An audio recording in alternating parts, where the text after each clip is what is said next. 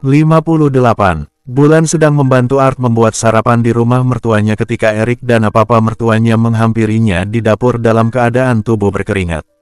Dia dan papa Atmaja baru saja lari pagi di taman dekat rumah. Sejak dulu mereka memang rajin olahraga, tidak heran fisik papa Atmaja terlihat lebih muda dari usianya. Baik di rumah ini dan di rumah Erik, mereka memiliki ruang olahraga sendiri. Bulan menghampiri keduanya di meja makan. Mas Erik sama papa mau minum teh. Tawarnya, boleh, teh hijau saja pakai less sugar ya. Jawab papa Atmaja, dia tampak mengeluarkan ponselnya dan menyibukkan diri. Mas Erik mau teh hijau juga. Bulan beralih pada suaminya yang belum memberikan jawaban. Erik memberi isyarat menggunakan tangannya agar Bulan lebih mendekat. Bulan menurut tanpa berpikir macam-macam pada suaminya. Mungkin karena masih pagi dan Bulan sejak tadi fokus pada masakannya. Aku mau minum susu, boleh. Erik secara mengejutkan merengkuh pinggang atas Bulan dan hampir menyentuh sumber kehidupan bagi para bayi-bayi. Mundur beberapa langkah, Bulan menjauh dari Erik karena khawatir perbuatan suaminya dipergoki oleh papa mertua dan Art. Mau ditaruh di mana mukanya jika tangan Erik kedapatan mesum. Sambil mengeretakan gigi, Bulan melotot sebal. Tanya melontarkan pertanyaan lagi, Bulan segera pergi untuk membuat 2 cangkir teh hijau. Bulan meletakkan cangkir di depan papa mertua dan suaminya.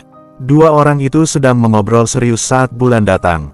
Papa Atmaja sampai menyodorkan ponselnya pada Erik.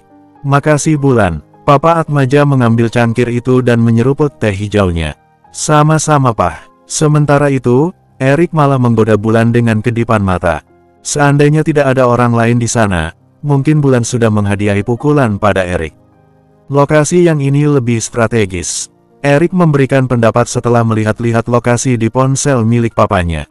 Lokasi untuk apa Mas? Bulan bergabung di sebelah suaminya karena penasaran. Tadi dia sempat melihat foto bangunan seperti gudang yang sudah tidak terpakai. Daripada diam-diam menguping, jadi Bulan memutuskan ikut bergabung. Lagi pula masakannya sudah di-handle Art. Bisnis keluarga sayang. Kamu mau invest juga? Komisinya 50% setiap bulan dari papa. Ujar Erik bercanda. Mada ada, komisi 50% dari rekening kamu mungkin iya. Sahut papa Atmaja. Erik terkekeh. Kalau dari rekeningku, jangankan 50%, 100% pun aku kasih. Bukannya saja yang tidak mau. Itu karena papa dan mama memilih istri yang tepat untuk kamu. Ya, papa benar. Ujar Erik sembari menatap Bulan dan mengukir senyum tipis. Makasih karena papa dan mama sudah menjodohkan kami. Bulan memalingkan wajah lantaran malu. Dia merasa tatapan Erik begitu mendambanya. Apalagi ditatap di depan papa mertuanya, Bulan merasa sangat malu. Pilihan orang tua tidak akan pernah salah.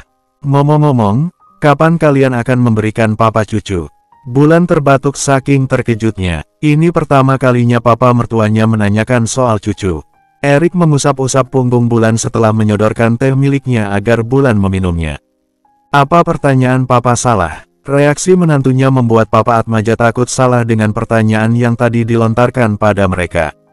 Tidak, papa doakan saja supaya Bulan cepat hamil. Aku sudah berusaha sekuat tenaga. Mas, tegur Bulan pelan, tapi Erik tampak santai saja. Papa Atmaja terkekeh mengetahui putranya begitu bersemangat. Baiklah, papa yakin sebentar lagi akan mendengar kabar baik dari kalian. ... Asteris. Obrolan Erik dan papa Atmaja soal rencana untuk membangun bisnis keluarga terus berlanjut setelah sarapan. Keduanya sedang berada di halaman belakang rumah. Sementara itu, Bulan beserta adik ipar dan mama mertuanya ada di ruang keluarga. Mereka terlibat obrolan santai seputar pekerjaan Bulan, kuliah Erina dan membicarakan kondisi Pak Abdul pasca terlibat kecelakaan beberapa waktu lalu. Terakhir, Mama Soraya menyinggung soal rumah tangga Bulan dan Erik. Mama senang melihat hubungan kamu dan Erik semakin membaik. Jujur saja Mama sempat takut melihat kamu sakit hati karena sikap Erik. Ucap Mama Soraya penuh sesal. Sebagai wanita dan ibu yang melahirkan Erik, Soraya sangat menyayangkan sikap buruk Erik terhadap Bulan. Dia merasa gagal dalam mendidik putranya karena tidak memperlakukan istri dengan baik. Maksud Mama, Bulan dibuat bingung dengan pernyataan mama mertuanya.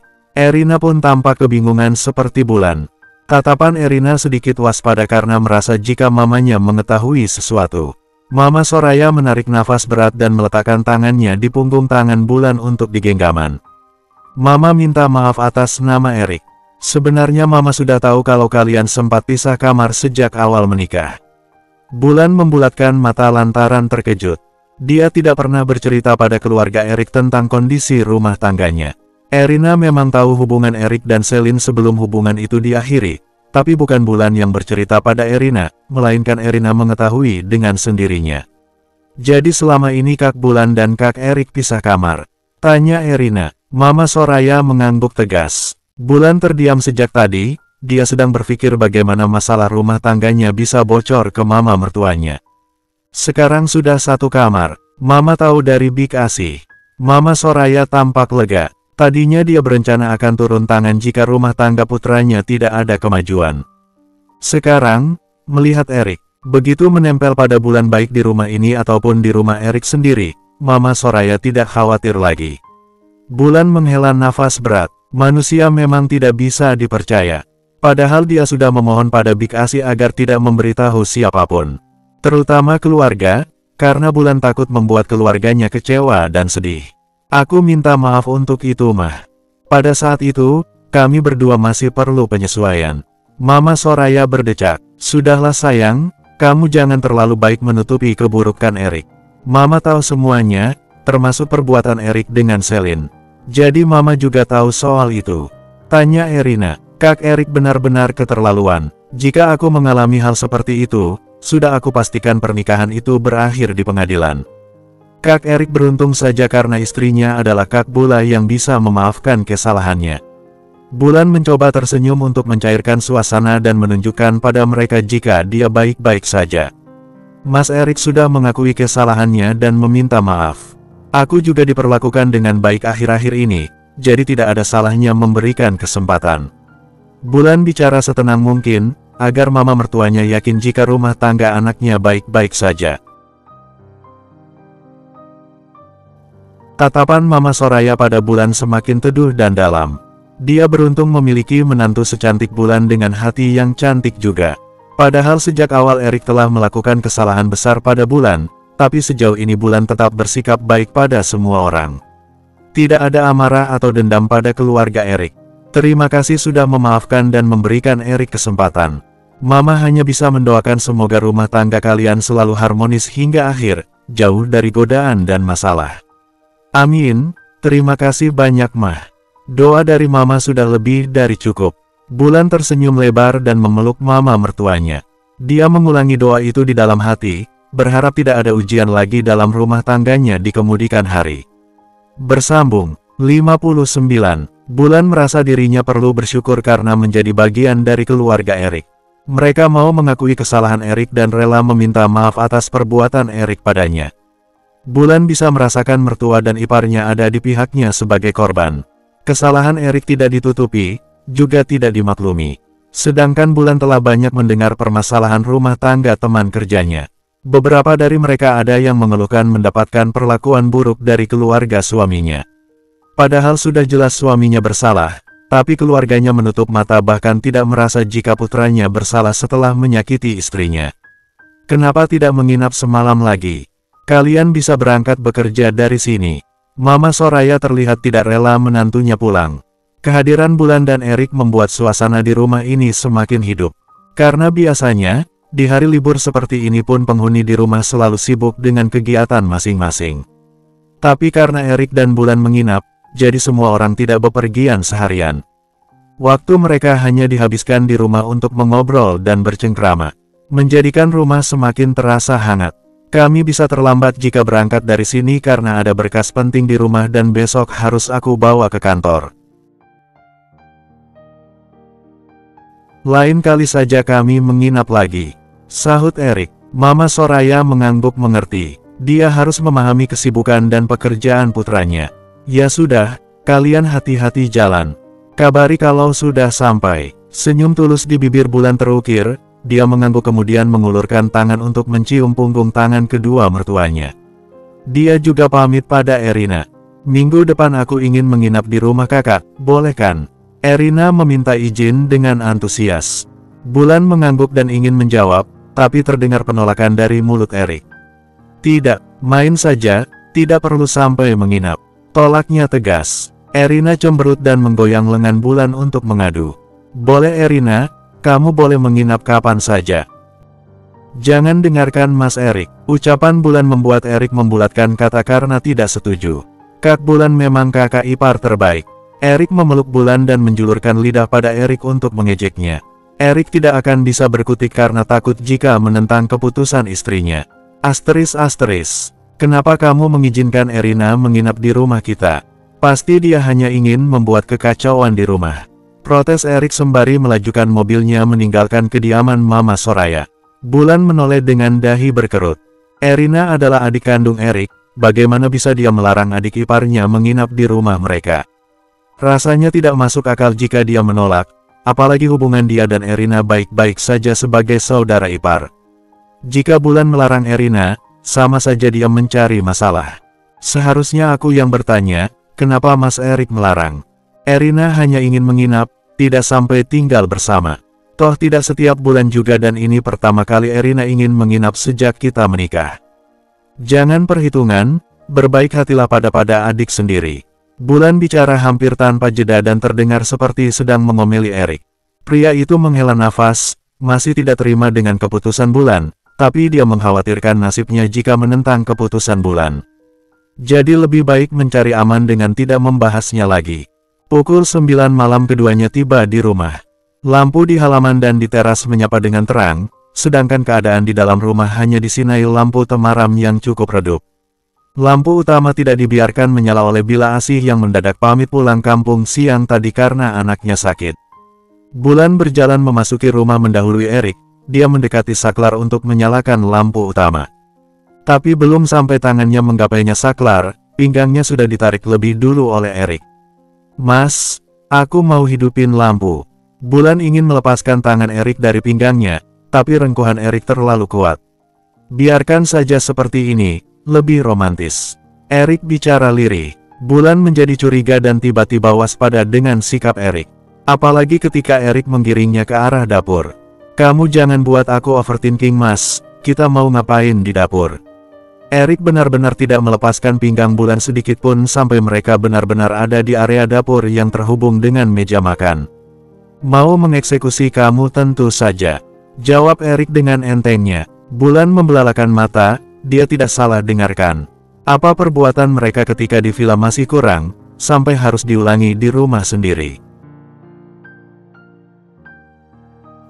Jangan aneh-aneh deh mas, kita ke kamar saja ya, bujuk Bulan lembut. Dia takut melakukan kegiatan itu di dapur, rasanya was-was karena takut. Erik meletakkan telunjuknya di bibir Bulan. Dalam keadaan pencahayaan yang minim, karena hanya tersorot lampu oranye dari ruang keluarga, Bulan bisa melihat kilat gairah di mata suaminya. Di sini atau di kamar sama saja, sahut Erik. Suaranya mulai terdengar serak. Tapi, mas, pekik Bulan kaget, seketika tubuhnya sudah berpindah di atas meja makan. Erik membuka kaki Bulan dan menempatkan dirinya di tengah-tengah dalam posisi masih berdiri. Satu tangannya melingkar di pinggang Bulan dan satu lagi menangkup pipinya. Bulan menggeleng ketika Erik mendekatkan wajahnya. Masih ada tempat yang lebih layak mas, ayo kita ke kamar saja. Meski terlihat tidak mungkin berhasil membujuk Erik, Bulan tetap mencobanya berkali-kali. Di sini juga layak sayang. Gerakan tangan Erik naik turun di punggung, lama-lama menyusup di balik kemeja longgar berwarna merah muda yang Bulan pakai.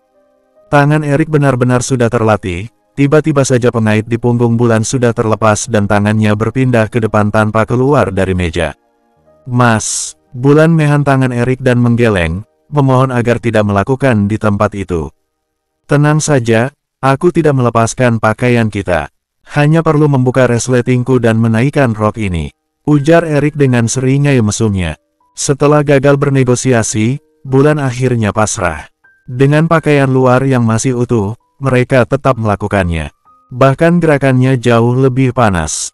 Sejoli itu seperti pasangan selingkuh yang sembunyi-sembunyi berhubungan tanpa membuat tubuh mereka polos. Tidak adanya Big Asi ternyata cukup menguntungkan bagi Erik. Pria itu bebas berekspresi di dalam rumahnya tanpa takut dipergoki siapapun. Puas melakukannya di atas meja makan, Erik menurunkan Bulan dan memintanya berdiri membungkuk membelakanginya. Kegiatan panas mereka berlangsung hampir 1 jam sampai Bulan meminta agar tidak melanjutkan lagi. Keduanya sempat beristirahat sambil memakan buah dan minum air dingin sebelum naik ke kamar.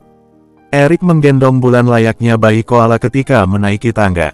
Bulan sudah menolak, tapi Erik tidak mengizinkan Bulan jalan sendiri mengingat kaki Bulan sempat gemetar akibat ulahnya. Sampainya di kamar, Erik merebahkan Bulan di atas ranjang dan menciumi wajahnya. "Langsung tidur," ucapnya sembari mengecup kening Bulan. Tadi mereka sudah sempat membersihkan diri di kamar mandi dekat dapur, jadi tinggal beristirahat ketika sampai di kamar. "Kamu tidak punya hati, Mas. Aku sudah lemas masih saja dilanjut sampai hampir 1 jam.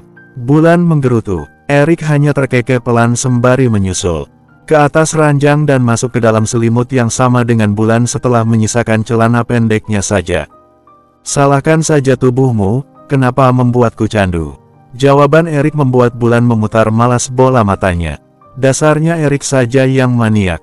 "Tolong biarkan aku tidur tanpa gangguan malam ini," pinta Bulan. Dia menarik selimut sampai leher memunggungi Erik. "Ya sayang, tapi jangan melarangku memelukmu." Erik mendekat untuk memeluk Bulan dari belakang. Bersambung. 60. Mobil berwarna hitam berhenti di pelataran rumah ketika gerbang sedang dibiarkan terbuka. Hari ini mulai gelap, Bulan sedang menyirami tanaman di halaman depan sepulang dari kantor. Sampai kegiatannya berhenti ketika mobil berwarna hitam berhenti di pelataran rumah ketika gerbang sedang dibiarkan terbuka. Sebab Erik dalam perjalanan pulang. Bulan menutup keran air dan menjatuhkan selang di tempatnya. Tatapannya tertuju pada pintu mobil yang baru saja dibuka dan sosok wanita muda turun dengan balutan dress lengan pendek di atas lutut.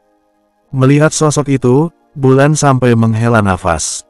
Bulan menjadi kurang suka pada sepupu suaminya sejak menyadari wanita itu memiliki perasaan pada Erik.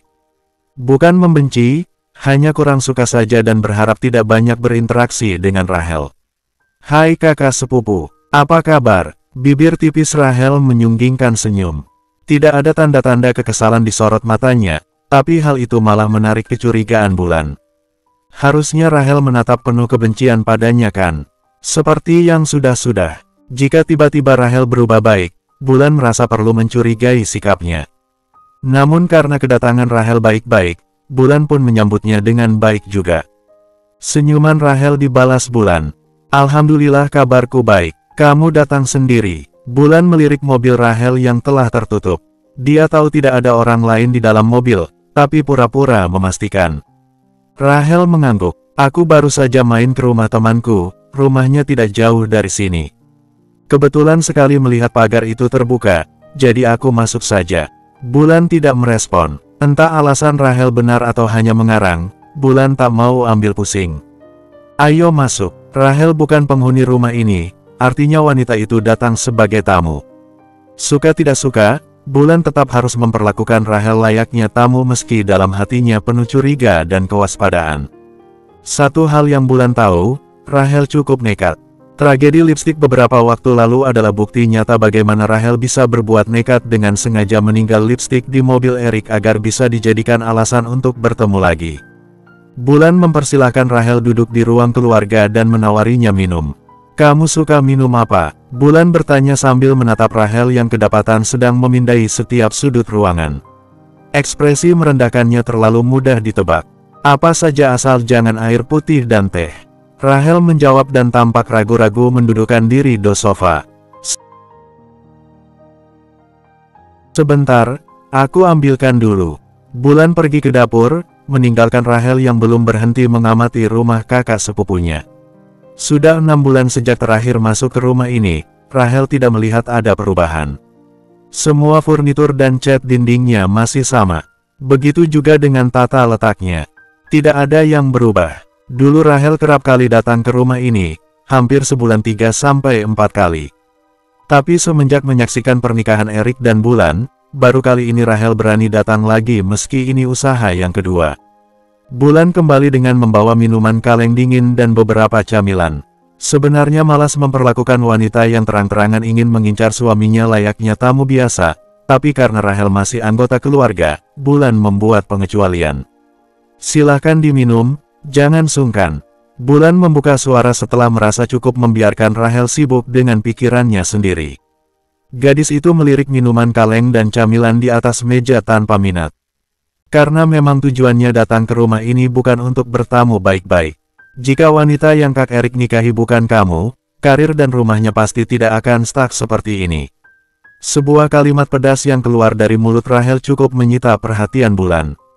Bisa saja Bulan melawan Rahel dengan kalimat pedas juga dan mengusirnya, tapi setelah diperhatikan, menghadapi Rahel tidak bisa menggunakan cara yang keras juga.